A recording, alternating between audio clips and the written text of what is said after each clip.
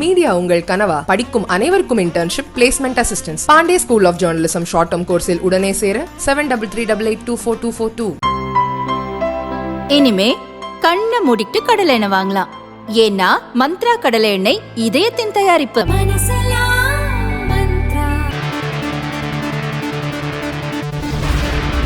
கூட்டு பலாத்காரம் இரட்டை கொலை வழக்கில் 4 பேருக்கு தூக்கு தண்டனை விதித்து சிபிஐ சிறப்பு நீதிமன்றம் உத்தரவிட்டுள்ளது. ஹரியானா மாநிலம் டிங்கர்கேரி கிராமத்தில் ஒரு விவசாயி வீட்டில் 2016 ஆகஸ்ட் 24ஆம் தேதி நள்ளிரவில் பயங்கர ஆயுதங்களுடன் புகுந்த கொள்ளை கும்பல் விவசாயியையும் அவரது மனைவியையும் கொடூரமாக கொலை செய்துவிட்டு அவர்களது உறவு பெண்கள் 2 பேரை கூட்டு பலாத்காரம் செய்தது. அதில் ஒருவர் 16 வயது சிறுமி. பின்னர் அங்கிருந்து பணம், நகைகளை கொள்ளையடித்துவிட்டு தப்பி ஓடியது அந்த கும்பல். இந்த இரட்டை கொலை, கூட்டு பலாத்காரம் மற்றும் கொள்ளை சம்பவம் மாநிலத்தில் பெரும் பரபரப்பையும் அதிர்ச்சியையும் ஏற்படுத்தியிருந்தது. ஹரியானா மாநில போலீசார் விசாரித்து வந்த இந்த வழக்கை சிபிஐ கையில் எடுத்து விசாரணை நடத்தியது. இதில் ஹேமந்த் சௌகான், அயன் சௌகான், வினய், ஜெய் பக்வான் உட்பட பலர் கைது செய்யப்பட்டனர். இவர்கள் மீதான வழக்கு விசாரணை ஹரியானாவின் பஞ்ச்குலாவில் உள்ள சிபிஐ சிறப்பு நீதிமன்றத்தில் நடந்து வந்தது. இதில் கடந்த மாதம் 10ஆம் தேதி தீர்ப்பு வழங்கிய நீதிமன்றம் அந்த 4 பேரும் குற்றவாளி என அறிவித்து மீதமுள்ளவர்களை விடுதலை செய்தது. இந்த 4 பேருக்கும் நேற்று தண்டனை விவரங்கள் அறிவிக்கப்பட்டது. அந்த 4 பேருக்கும் தூக்கு தண்டனை விதித்து நீதிபதி உத்தரவிட்டார். மேலும் 8.20 லட்சம் ரூபாய் அபராதமும் விதிக்கப்பட்டது. இந்த தீர்ப்பு அம்மாநிலத்தில் பரபரப்பை ஏற்படுத்தியுள்ளது. மூலிகை மற்றும் மசாலா பொருட்களில் உள்ள பூச்சிக்கொல்லி அளவை 10% வரை அதிகரித்துக் கொள்ள FSSAI எனப்படும் இந்திய உணவு பாதுகாப்பு மற்றும் தர நிர்ணய ஆணையம் அனுமதித்திருக்கிறது. இந்திய மசாலா பொருட்கள் சிலவற்றில் அளவுக்கு அதிகமாக எத்திலீன் ஆக்சைடு பூச்சிக்கொல்லி மருந்து இருப்பதாக சிங்கப்பூர், ஹாங்காங் ஆகிய நாடுகள் அவற்றின் இறக்குமதிக்கு தடை விதித்துள்ளன. அமெரிக்கா, ஆஸ்திரேலியா ஆகியவை இந்திய மசாலா பொருட்கள் குறித்த விசாரணையில் இறங்கியுள்ளன. வெளிநாடுகளில் தடை விதிக்கப்பட்டு வரும் நிலையில் உள்நாட்டில் மசாலா பொருட்கள் தயாரிப்பில் இந்திய உணவு பாதுகாப்பு தர நிர்ணய விதிமுறைகள் பூர்த்தி செய்யப்பட்டுள்ளதா என ஆய்வு மேற்கொள்ளப்பட்டு வருகிறது. இப்படி இருக்கையில் மூலிகைகள் மற்றும் மசாலா பொருட்களில் உள்ள பூச்சிக்கொல்லி அளவுக்கான அனுமதியை ஆணையம் தளர்த்தியுள்ளது. இந்த பொருட்களில் உள்ள பூச்சிக்கொல்லிகளுக்கான MRL எனும் அளவு முன்பு 1 கிலோவுக்கு 0.01 மில்லி கிராமாக இருந்தது. ஆனால் தற்போது 1 கிலோவுக்கு 0.1 மில்லி கிராமாக 10% அதிகரிக்கப்பட்டுள்ளது. இந்த தளர்வானது ஏற்றுமதி சந்தைகளில் இந்திய மசாலா பொருட்களை நிராகரிப்பதற்கு வழிவகுக்கும் என்றும் இது வாடிக்கையாளர்களின் ஆரோக்கியத்தை பாதிக்கும் என்றும் நிபுணர்கள் கருத்து தெரிவித்துள்ளனர். திருவாரூரில் மது போதையில் தகராறில் ஈடுபட்டவர்களை பட்டா கத்தியால் தாக்கிய உணவக உரிமையாளரின் மகனை போலீசார் கைது செய்துள்ள சம்பவம் அப்பகுதியில் சலசலப்பை ஏற்படுத்தியது. திருவாரூர் புதிய பேருந்து நிலையத்தில் மூர்த்தி என்பவர் உணவகம் நடத்தி வருகிறார். சனிக்கிழமை மாலை தனியார் டிராவல்ஸ் நிறுவனத்தில் வேலை செய்து வரும் சத்யபாலன், மணிகண்டன் மற்றும் ராஜேஷ் ஆகிய 3 பேர் மது போதையில் மூர்த்தியின் உணவகத்தில் தகராறில் ஈடுபட்டனர். மேலும் உணவகம் நடத்தி வரும் மூர்த்தியின் மனைவி ஜெயா என்பவரது தலைமுடியை பிடித்து இழுத்தும் அவரது இளைய மகன் யோகேஷின் கையில் கத்தியால் குத்தியும் தாக்குதல் நடத்தினர்.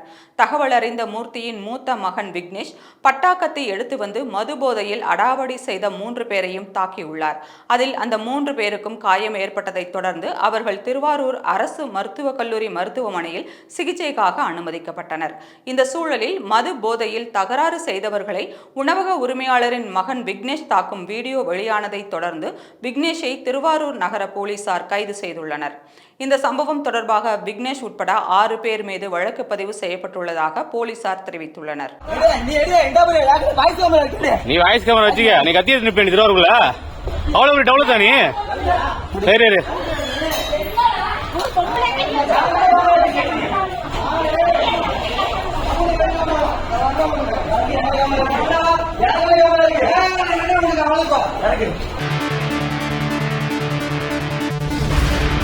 தன்பாலின சேர்க்கையாளர்களுக்கு ஆதரவான காவல்துறையின் பிரச்சாரம் சட்டம் ஒழுங்கை பாதிக்கும் என்று இந்து முன்னணி மாநில தலைவர் கடேஸ்வரா சுப்பிரமணியம் எச்சரித்துள்ளார். அவர் வெளியிட்ட அறிக்கையில், சென்னை பெருநகர காவல்துறையின் சமூக வலைதள பக்கத்தில் தன்பாலின சேர்க்கையாளர்களுக்கு ஆதரவாக செய்தி வந்துள்ளது. கற்பு நெறி, குடும்ப வாழ்க்கை முறை, பழக்க வழக்கங்கள் என உலகத்திற்கே உதாரணமாக திகழும் தமிழகத்தில் இந்த செய்தி பல பேரை அதிர்ச்சிக்குள்ளாக்கி உள்ளது. வேலியே பயிரை மேய்ந்த கதையாக சட்டம் ஒழுங்கை பாதுகாத்து மக்களை நிம்மதியாக வாழ வழிவகை செய்ய வேண்டிய காவல்துறை LGBTQ மக்களின் உரிமைக்காக போராடுகிறேன் என்ற பெயரில் செயல்படுவது நமது பாரம்பரிய சமூகத்திற்கு ஒவ்வாத செயலாகும். சட்டம் ஒழுங்கு சீர்கெட்டு கிடக்கும் வேளையில் தன்பாலின சேர்க்கையாளர்களுக்கு ஆதரவான காவல்துறையின் பிரச்சாரம் மேலும் சட்டம் ஒழுங்கை பாதிக்கும். தமிழின பண்பாட்டை சீரழிக்கும் இந்த தன்பாலின சேர்க்கையாளர்கள் ஆதரவு பிரச்சாரத்தை காவல்துறையும் தமிழக அரசும் உடனே நிறுத்த வேண்டும் என்று வலியுறுத்தியுள்ளார். யாரையும் பழிவாங்க வேண்டாம் என்று மறைந்த காங்கிரஸ் நிர்வாகி ஜெயக்குமார் தனசிங் எழுதியதாக மேலும் 2 கடிதங்கள் கிடைத்துள்ள சம்பவம் பரபரப்பை கிளப்பியுள்ளது. சமீபத்தில் காணாமல் போனதாக தேடப்பட்டு வந்த நெல்லை கிழக்கு மாவட்ட காங்கிரஸ் தலைவர் ஜெயக்குமார் தனசிங்கின் உடல் பாதி எரிந்த நிலையில் சனிக்கிழமை மீட்கப்பட்டது.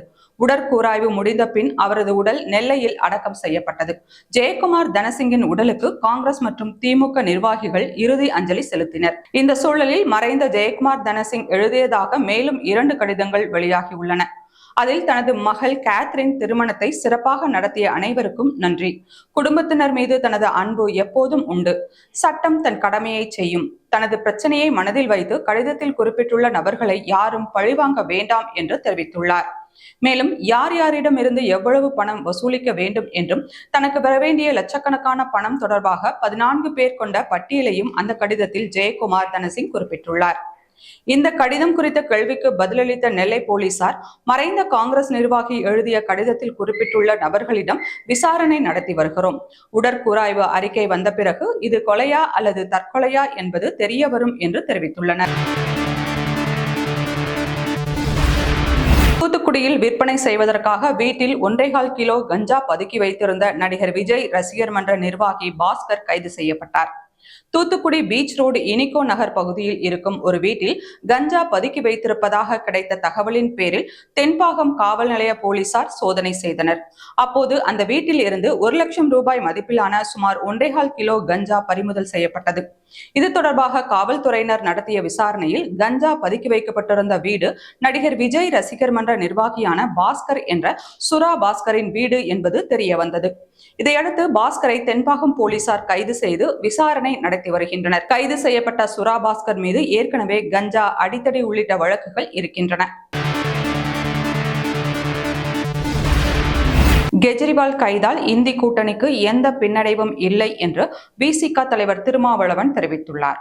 இன்று திருச்சி விமான நிலையத்தில் செய்தியாளர்களை சந்தித்த அவர், விழுப்புரம் பாராளுமன்ற தொகுதிக்கான மின்னணு வாக்கு எந்திரங்கள் வைக்கப்பட்ட இடத்தில் CCTV கேமராக்கள் அரை மணி நேரம் செயலிழந்து உள்ளது. இது பற்றி விசிக வேட்பாளர் ரவிக்குமார் தேர்தல் அலுவலரிடத்தில் புகார் மனு கொடுத்துள்ளார். இதேபோல நீலகிரி, ஈரோடு பகுதிகளில் CCTV கேமரா செயலிழந்துள்ளது. சந்தேகத்திற்கு இடமான சில குளறுபடிகள் நடந்துள்ளன.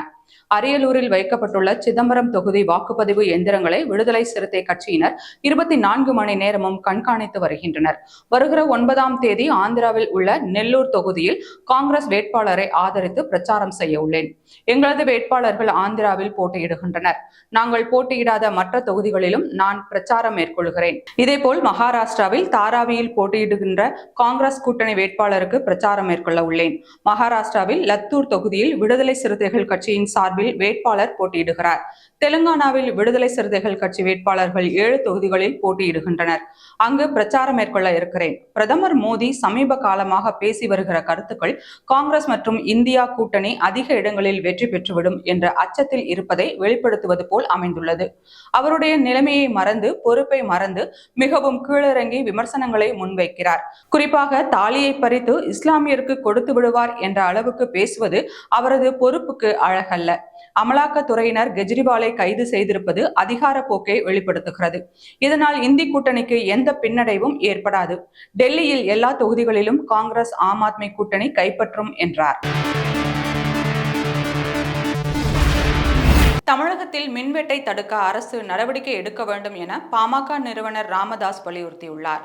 அவர் வெளியிட்டுள்ள அறிக்கையில், தமிழ்நாட்டில் சென்னை மற்றும் புறநகர மாவட்டங்களை தவிர்த்து மீதமுள்ள மாவட்டங்களில் தொடர்ந்து அறிவிக்கப்படாத மின்வெட்டு நடைமுறைப்படுத்தப்பட்டு வருகிறது. தமிழ்நாட்டின் மின் தேவை நாளுக்கு நாள் அதிகரித்து வரும் நிலையில் அதற்கேற்ற வகையில் மக்களுக்கு மின்சாரம் வழங்க தமிழக அரசு நடவடிக்கை எடுக்காதது கண்டிக்கத்தக்கது. ராணிப்பேட்டை, வேலூர், திருப்பத்தூர், திருவண்ணாமலை, கள்ளக்குறிச்சி, கடலூர், திருநெல்வேலி, தென்காசி, தூத்துக்குடி, ராமநாதபுரம், விருதுநகர், சிவகங்கை, மதுரை, தேனி, திண்டுக்கல், தஞ்சாவூர், பெரம்பலூர், அரியலூர், திருச்சி, கரூர், மயிலாடுதுறை, சேலம், நாமக்கல், ஈரோடு உள்ளிட்ட மாவட்டங்களில் தினமும் 1 மணி நேரம் முதல் 4 மணி நேரம் வரை அறிவிக்கப்படாத மின்வெட்டு நடைமுறைப்படுத்தப்படுவதாக செய்திகள் வெளியாகியுள்ளன. தமிழ்நாட்டில் 17,340 மெகாவாட் திறன் கொண்ட அனல் மின் திட்டங்கள் உருவாக்கப்பட்டு 17 ஆண்டுகளாக கிடப்பில் போடப்பட்டுள்ளன. 17,970 மெகாவாட் அனல் மின் திட்டங்களை அடுத்த 10 ஆண்டுகளில் செயல்படுத்தப் போவதாக தமிழக அரசு அறிவித்திருந்தது. அதிலும் எந்த முன்னேற்றமும் எட்டப்படவில்லை. நிலுவையில் உள்ள மின் திட்டங்கள் அனைத்தும் விரைவாக செயல்படுத்தப்பட்டு தமிழ்நாட்டிற்கான மின் தொகுப்பில் சேர்க்கப்பட வேண்டும். அதன் மூலம் மின்வெட்டை தடுக்க தமிழக அரசு நடவடிக்கை எடுக்க வேண்டும் என்று வலியுறுத்தியுள்ளார். துபாயிலிருந்து 25 கிலோ தங்கம் கடத்தியதாக குற்றம் சாட்டப்பட்ட ஆப்கான் துணை தூதரக பெண் அதிகாரி ராஜினாமா செய்தார். மும்பையில் உள்ள ஆப்கானிஸ்தானின் துணை தூதரகத்தின் முதல் பெண் அதிகாரியாக ஜாகியா வர்தக் பணியாற்றி வந்தார். இவர் ஏப்ரல் 25ஆம் தேதி துபாயில் இருந்து விமானத்தில் மும்பை சர்வதேச விமான நிலையம் வந்தார். அவர் தங்கம் கடத்தி வருவதாக கிடைத்த ரகசிய தகவலின் பேரில் வருவாய் புலனாய்வு அதிகாரிகள் அவருடைய பைகளை சோதனையிட்டனர். அதில் ஒன்றும் சிக்கவில்லை. இதையடுத்து அவரை பரிசோதனை செய்தபோது உடைக்குள் 18.6 கோடி ரூபாய் மதிப்பிலான 25 கிலோ தங்கம் இருந்தது தெரியவந்தது. சட்ட ரீதியிலான ஆவணங்கள் எதுவும் இல்லாததால் தங்கத்தை பறிமுதல் செய்த அதிகாரிகள் அவர் மீது தங்கம் கடத்த முயன்றதாக வழக்கு பதிவு செய்தனர். ஆனால் அவரது பதவிக்கான சட்ட பாதுகாப்பு காரணமாக கைது செய்யப்படவில்லை. தங்க கடத்தல் தொடர்பாக நோட்டீஸ் வழங்கி அவரை அனுப்பிவிட்டனர். இந்த சம்பவம் நடந்து 1 வாரம் கடந்த நிலையில் ஜாகியா வர்தக் நேற்று தனது பதவியை ராஜினாமா செய்துள்ளார். இது தொடர்பாக அவர் தனது எக்ஸ் வலைத்தளத்தில் என் மீதும் என் குடும்பத்தினர் மீதும் பலர் விமர்சனங்களை முன்வைத்ததுடன் அவதூறு கருத்துக்களையும் தெரிவித்தனர். திட்டமிட்ட இந்த தாக்குதல்கள் என்னுடைய செயல்திறனை கடுமையாக பாதித்துள்ளது. எனவே நான் பதவி விலக வேண்டிய கட்டாயத்திற்கு தள்ளப்பட்டுள்ளேன் என பதிவிட்டுள்ளார். மேலும் இத்தனை நாட்கள் இந்தியா புரிந்த உதவிகளுக்கு நன்றி என்று தெரிவித்துள்ளார். ஜம்மு காஷ்மீரில் பாதுகாப்பு மற்றும் பொருளாதாரம் முன்னேற்றம் அடைவதை பார்த்த பாகிஸ்தான் ஆக்கிரமிப்பு காஷ்மீரில் உள்ள மக்கள் அவர்களாகவே இந்தியாவுடன் இணைந்து கொள்ள விரும்புவார்கள் என்று மத்திய அமைச்சர் ராஜ்நாத் சிங் நம்பிக்கை தெரிவித்துள்ளார். டெல்லியில் பாதுகாப்புத்துறை அமைச்சர் ராஜ்நாத் சிங் தனியார் செய்தி நிறுவனத்திற்கு பேட்டியளித்தார். அப்போது அவரிடம் பாகிஸ்தான் ஆக்கிரமிப்பு காஷ்மீரை இந்தியாவுடன் இணைப்பது குறித்து கேள்வி எழுப்பப்பட்டது. அதற்கு பதிலளித்த அவர், பாகிஸ்தான் ஆக்கிரமிப்பு காஷ்மீரை மீட்க இந்தியா எதுவும் செய்ய வேண்டியது இல்லை. ஜம்மு காஷ்மீரில் மாறியிருக்கும் கள யதார்த்தம் மற்றும் அங்கு ஏற்பட்டுள்ள பொருளாதார மாற்றம் ஆகியவற்றை பார்த்து பாகிஸ்தான் ஆக்கிரமிப்பு பகுதியில் உள்ள மக்கள் மீண்டும் இந்தியாவுடன் இணைந்து கொள்ள கோரிக்கை எழுப்புவார்கள் என்று நம்பிக்கை தெரிவித்துள்ளார். மேலும் பாகிஸ்தான் ஆக்கிரமிப்பு காஷ்மீர் இந்தியாவுடன் இணைக்கப்பட வேண்டும் என்று அங்குள்ள மக்களை விரும்புவதால் அதை கைப்பற்றி இராணுவ பலத்தை பயன்படுத்த வேண்டிய அவசியமில்லை என்றும் ராஜ்நாத் சிங் குறிப்பிட்டுள்ளார். பின்னர் பாகிஸ்தானின் எல்லை தாண்டிய பயங்கரவாதம் குறித்த கேள்விக்கு பதிலளித்த அவர், பாகிஸ்தான் தனது எல்லை தாண்டிய பயங்கரவாதத்தை நிறுத்திக் கொள்ள வேண்டும். அவர்கள் இந்தியாவை சீர்குலைக்க விரும்புகிறார்கள். நாங்கள் அதை ஒருபோதும் அனுமதிக்க மாட்டோம் என ராஜ்நாத் சிங் திட்டவட்டமாக தெரிவித்துள்ளார்.